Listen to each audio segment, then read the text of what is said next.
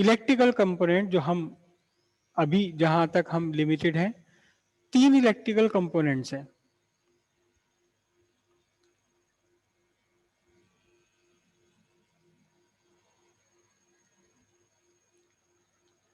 Electrical components, 3 तरह के electrical component होते हैं।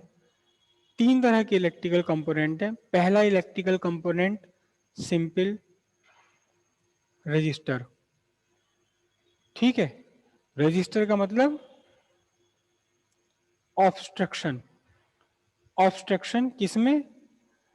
In the flow of current. Second component है कैपेसिटर। कैपेसिटर क्या है? कैपेसिटर है एक device which store electric energy. किसकी फॉर्म में? In the form energy in the form of electric field. Electric field की फॉर्म में एनर्जी स्टोर करने वाला है कैपेसिटर। और एक है आपका क्या? इंडक्टर। इंडक्टर, इंडक्टर क्या है? इंडक्टर क्या है? ये भी इलेक्ट्रिकल एनर्जी स्टोर करता है। स्टोर, अभी हम सीखेंगे इसको भी कि कैसे ये इलेक्ट्रिक एनर्जी स्टोर करता है। ये भी इलेक्ट्रिक एनर्जी स्टोर करता है, स्टोर इलेक्ट्रिक एनर्जी, लेकिन कैसी? In the form of magnetic field. Magnetic field की फॉर्म में, मैग्नेटिक फील्ड की फॉर्म में ये स्टोर करता है inductor energy. Register simple simple है। कैपेसिटर ये रहा, और इंडक्टर जैसे आपकी सोलिनॉइड। सोलिनॉइड एक इंडक्टर है, सोलिनॉइड एक इंडक्टर है। अब यहां देखो ध्यान से, ये रजिस्टर, कैपेसिटर, इंडक्टर, दुनिया की दुनिया का हर कैपेसिटर, हर रजिस्टर, रजिस्टर भी बोलते हैं इसे, हम कंडक्टर भी बोलते हैं, क्योंकि इलेक्ट्रिसिटी कंडक्ट तो कर ही रहा है। ठीक है, उसके रास्ते में, इलेक्ट्रिसिटी के रास्ते में कुछ ऑब्स्ट्रक्शन क्रिएट कर रहा है, कुछ रुकावट डाल रहा है, बाधा डाल रहा है, लेकिन फिर भी कंडक्ट तो कर ही रहा है। तो इसलिए इसे हम कंडक्टर भी कहेंगे, रजिस्टर भी कह सकते हैं, कंडक्टर भी कह सकते हैं। रजिस्टर इसलिए कहेंगे क्योंकि ये रेजिस्टेंस क्रिएट कर रहा है करंट के रास्ते में। कंडक्टर इसलिए कहेंगे ठीक है रेजिस्टेंस क्रिएट कर रहा है, लेकिन फिर भी कंडक्ट तो कर ही रहा है करंट को, इसलिए हम इसे कंडक्टर भी कहेंगे। ये कैपेसिटर, कैपेसिटर में कंडक्शन की भी प्रॉपर्टीज होती हैं, और खुद इसमें अपनी कैपेसिटर की भी प्रॉपर्टीज हैं। मतलब ये इलेक्ट्रिसिटी कंडक्ट भी करता है और इलेक्ट्रिक एनर्जी स्टोर भी करता है। इसी तरह आपका जो इंडक्टर है, ये इलेक्ट्रिक एनर्जी स्टोर भी करता है और करंट, इलेक्ट्रिक करंट को अपने अंदर से पास भी कर देता है। तो इसमें कंडक्टर की प्रॉपर्टीज भी है, और ये इसके अंदर इंडक्टर की प्रॉपर्टीज भी हैं। कैपेसिटर में कंडक्टर की प्रॉपर्टी भी है और कैपेसिटर की प्रॉपर्टी भी है। इसी तरह जो कंडक्टर है, हर एक कंडक्टर अपने आप में कुछ ना कुछ हल्की फुल्की सी एनर्जी स्टोर कर सकता है। तो हर कंडक्टर अपने आप में एक कैपेसिटर है। जब ये कंडक्टर है तो ये कंडक्टर है, कंडक्टर में आपने इलेक्ट्रिक करंट पास करी, तो इलेक्ट्रिक करंट पास करी, ये अपने चारों तरफ इलेक्ट्रिक फील्ड बना लेगा, तो इलेक्ट्रिक एनर्जी भी स्टोर करेगा। यानी हर कंडक्टर में इंडक्टर की प्रॉपर्टी भी है, हर कंडक्टर में कैपेसिटर की प्रॉपर्टी भी है, हर कंडक्टर में इंडक्टर की प्रॉपर्टी भी है, हर कैपेसिटर में कंडक्टर की प्रॉपर्टी भी है, और हल्की फुल्की इसमें इंडक्टर की प्रॉपर्टी भी होती है। और हर इंडक्टर में कंडक्टर की प्रॉपर्टी तो है ही, लेकिन ये अपने चारों तरफ इलेक्ट्रिक फील्ड भी क्रिएट करता है, इसके अंदर बन जाता है इलेक्ट्रिक फील्ड। तो उस इलेक्ट्रिक फील्ड के कारण ये इलेक्ट्रिक एनर्जी भी स्टोर कर लेता है। यानी हर कंडक्टर अपने आप में एक कैपेसिटर भी है, हर एक कंडक्टर अपने आप में कैपेसिटर भी है, हर कंडक्टर अपने आप में कैपेसिटर है, हर एक कंडक्टर अपने आप में एक इंडक्टर है, हर एक कैपेसिटर अपने आप में कंडक्टर है, हर एक कैपेसिटर अपने आप में इंडक्टर है, हर एक इंडक्टर अपने आप में कंडक्टर है, हर एक इंडक्टर अपने आप में कैपेसिटर भी है। हाँ, बस डिफरेंस क्या है इसमें? कंडक्टर की जब हम कहते हैं कंडक्टर है, तो इसका मतलब इसमें कैपेसिटर की प्रॉपर्टी और इंडक्टर की प्रॉपर्टीज नहीं के बराबर है, नेग्लिजिबली स्मॉल है। इसमें कंडक्टिंग प्रॉपर्टीज, इलेक्ट्रिसिटी को कंडक्ट करने वाली प्रॉपर्टीज इसमें ज्यादा है, लेकिन इसमें एनर्जी, इलेक्ट्रिक फील्ड की फॉर्म में एनर्जी स्टोर करना और मैग्नेटिक फील्ड की फॉर्म में एनर्जी स्टोर करने की प्रॉपर्टी इसके अंदर बहुत कम है, नहीं के बराबर। जब हम कहते हैं कि ये कैपेसिटर है, जब आप दुकानदार से कहते हैं कैपेसिटर दे दो, तो इसका मतलब वो एक ऐसी चीज आपको दे रहा है जिसमें इलेक्ट्रिक एनर्जी स्टोर करने की प्रॉपर्टी तो बहुत ऊंची है, इलेक्ट्रिक करंट कंडक्ट करने की प्रॉपर्टी नहीं के बराबर, और मैग्नेटिक फील्ड की फॉर्म में इलेक्ट्रिक एनर्जी स्टोर करने की प्रॉपर्टी भी नहीं के बराबर है, लेकिन है हल्की फुल्की जरूर। जब आप इंडक्टर मांगते हैं, जब आप इंडक्टर कहते हैं कि मुझे इंडक्टर दे दो, 50 मिली हेनरी का इंडक्टर दे दो एक, तो वो दुकानदार एक ऐसी चीज आपको दे रहा है जिसमें बहुत तगड़ी, बहुत स्ट्रॉन्ग करेक्टर है, क्या, इलेक्ट्रिक एनर्जी स्टोर करने का in the form of magnetic field, लेकिन इसमें इलेक्ट्रिक करंट कंडक्ट करने की प्रॉपर्टी भी है, इसमें इलेक्ट्रिक फील्ड की फॉर्म में इलेक्ट्रिक एनर्जी स्टोर करने की प्रॉपर्टी भी है, लेकिन वो बहुत कम है। सबसे स्ट्रॉन्ग कौन है इसमें, इलेक्ट्रिक एनर्जी स्टोर करना in the form of magnetic field, तब हम इसे बोलेंगे क्या, कंडक्टर।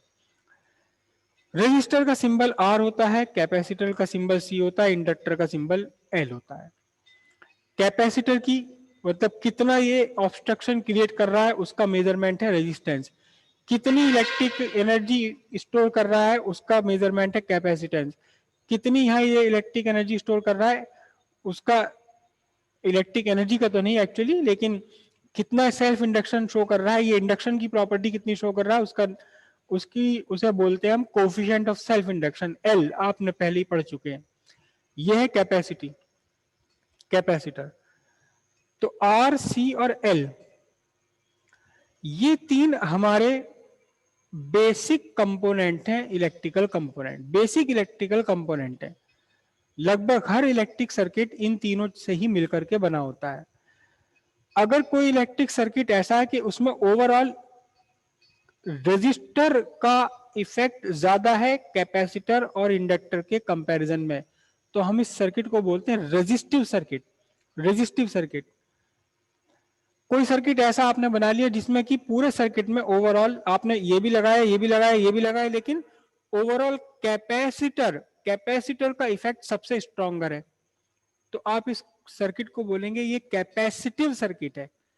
क्या, अगर आपका आर डोमिनेट करता है, अगर आर ने इन दोनों को दबा रखा है, खुद डोमिनेट कर रहा है, राज कर रहा है आर, तो हम इसे बोलेंगे रेजिस्टिव सर्किट।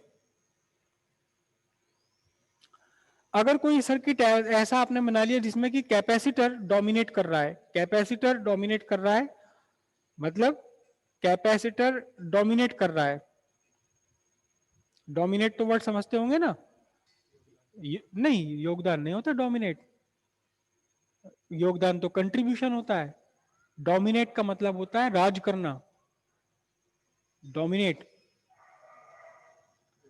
मतलब, डोमिनेट का मतलब इसका कैपेसिटर, जब मैं कह रहा हूं कैपेसिटर डोमिनेट कर रहा है तो मतलब ओवरऑल सर्किट में कैपेसिटिव कैरेक्टर बहुत स्ट्रांग है, इंडक्टिव कैरेक्टर और रेजिस्टिव कैपेसिटर के, तो हम इसे बोलेंगे, क्या बोलेंगे, कैपेसिटिव सर्किट बोलेंगे। और अगर ये इंडक्टर डोमिनेट कर जाए, इंडक्टर डोमिनेट कर जाए, तो हम क्या बोलेंगे इसे, हम बोलेंगे इंडक्टिव सर्किट।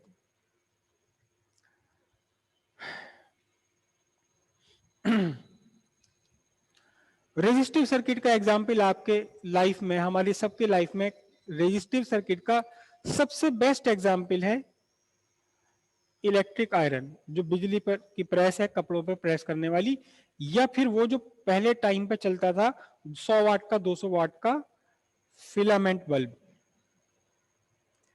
या बहुत तकड़े जाड़ों में अगर चलता है तो हीटर।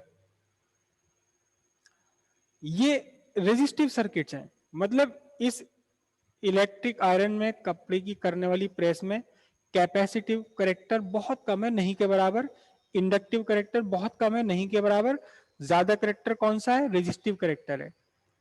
इसी तरह फिलामेंट बल्ब और हीटर में ये रेजिस्टिव सर्किट है नॉर्मल लाइफ में जो हम बात कर रहे हैं। कैपेसिटिव सर्किट हमारी नॉर्मल लाइफ में बहुत कम यूज होते हैं, नहीं होता ही नहीं एक्चुअली। कोई भी सर्किट कैपेसिटिव सर्किट हमारी नॉर्मल लाइफ में यूज नहीं होता, लेकिन फिर भी कैपेसिटिव सर्किट होते हैं कुछ। मैं आपको बताऊंगा, समझ नहीं पाओगे। जो ऑडियो सर्किट है उनमें कई जगह कैपेसिटर डोमिनेट कर जाता है, वो कैपेसिटिव सर्किट होते हैं। इंडक्टिव सर्किट हमारी लाइफ में बहुत ज्यादा है। इनफैक्ट रेजिस्टिव सर्किट से भी ज्यादा इंडक्टिव सर्किट हमारी लाइफ में होते हैं। जितने भी मोटर हैं, चाहे वो आपका फैन हो, चाहे वो आपका एसी हो, या आपका कूलर है, या आपका पंप है, पानी का पंप है, या आपका सबमर्सिबल है, जिसमें भी मोटर लगाओ जो घूमने वाला है, वो इंडक्टिव सर्किट है, इंडक्टिव सर्किट है। और हाँ, अब तो खत्म हो गए, सीएफएल भी खत्म हो गए, इंडक्ट वो भी खत्म हो गए, लेकिन जो सीएफएल हम यूज वर्ड करते थे, सीएफएल, और सीएफएल शॉर्ट फॉर्म है किसकी? फ्लोरिसेंट लैम्प की, जिसे हम बोलते हैं नॉर्मल लाइट में ट्यूबलाइट। ये आपके इंडक्टिव सर्किट हुआ करते थे। सीएफएल और ट्यूबलाइट इंडक्टिव सर्किट होते थे। और अब जो ये चल रही है एलईडी, एलईडी काफी हद तक कैपेसिटिव सर्किट होते हैं, काफी हद तक, 100% तो नहीं, लेकिन इसमें काफी स्ट्रॉन्ग कैरेक्टर होते हैं कैपेसिटिव। कैपेसिटर इसके अंदर लगा होता है, काफी हैवी कैपेसिटर लगा होता है एलईडी लाइट्स के अंदर।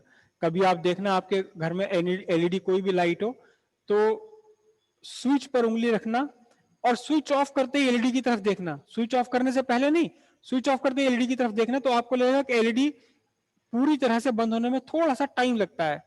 आपको साफ पता लग जाएगा कि थोड़ा धीरे धीरे, एकदम से ब्लो आउट नहीं हुई, एकदम से बंद नहीं हुई, धीरे धीरे इसकी इंटेंसिटी घटती चली गई, क्योंकि इसके अंदर एक काफी बड़ा कैपेसिटर लगा होता है, उसको इलेक्ट्रिक एनर्जी अपने अंदर स्टोर करके रखता है।